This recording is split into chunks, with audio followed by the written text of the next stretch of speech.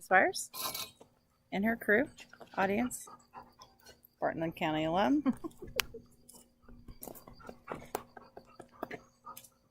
Do you know someone who struggles with mental illness?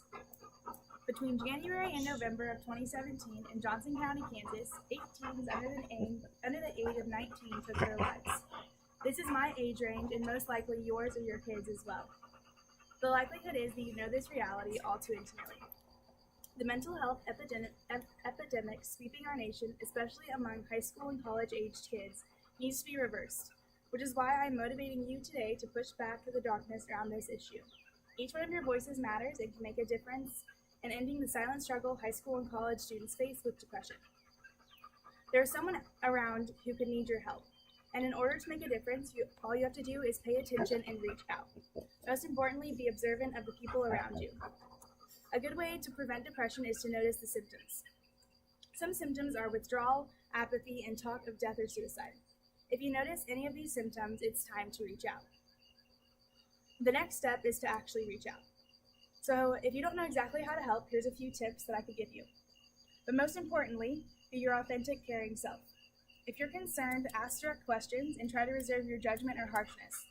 If they can tell that you're harsh at the beginning, it's going to be hard to get them to open up at all. Next, please accept that you don't understand exactly what they're going through.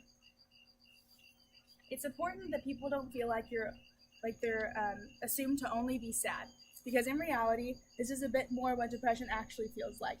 Although a lot of people think it's only sadness, it consists of things like hopelessness, self-loathing, and a whole mix of other bad things that are combined to create depression. It's not just sadness. The next thing you can do to help is to create a network of support. This can also help you as someone trying to help someone else. Because if you have a network of support behind someone, it's easier for you to feel like they're being taken care of at all times. Never hesitate to get professional help because it could save a life, and it's worth whatever the cost is. These are a few tips to help you help someone else. Remember that it's never your fault if they're not responding or getting better like you want. Sometimes the things that are going on are happening beneath the surface.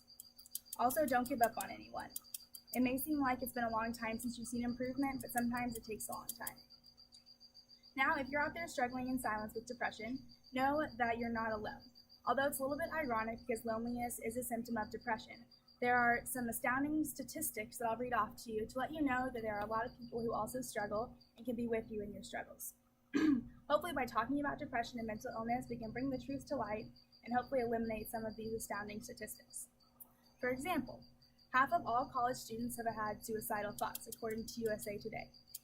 53% of college women and 42% of college men reported feeling that things are hopeless at some point in the past year. 36.4% of college students live with some form of depression, while the average is about 8% for the rest of the U.S. population.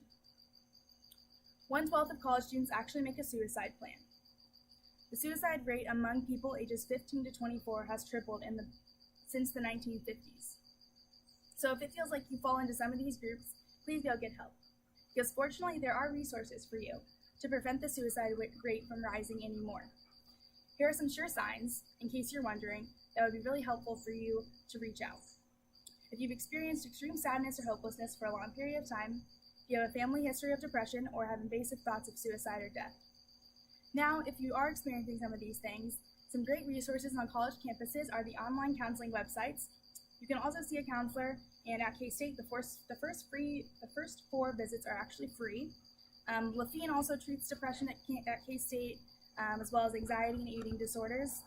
The K-State Family Center is there for you, as well as an organization called Stand Up for Your Sister that helps sorority women as well as other organizations bring depression and anxiety to light and hopefully prevent suicide. There are also similar resources like this for everyone in nearly every community nationwide. Now I hope you feel more equipped to face a very practical situation and confront your suspicions with more confidence.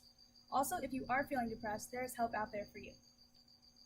I hope you realize that you are not alone whatsoever and feel more comfortable now seeking help on your campus or in your community. It would not be out of the norm for you, one of your friends, or one of your family members to be struggling with depression or suicidal thoughts, especially if they are in high school or college. In conclusion, you as high school and college kids and their parents are on the front lines every day. You have the power to push back the stigma and silence surrounding this issue. Being present in someone's journey through depression is more powerful than you will ever know.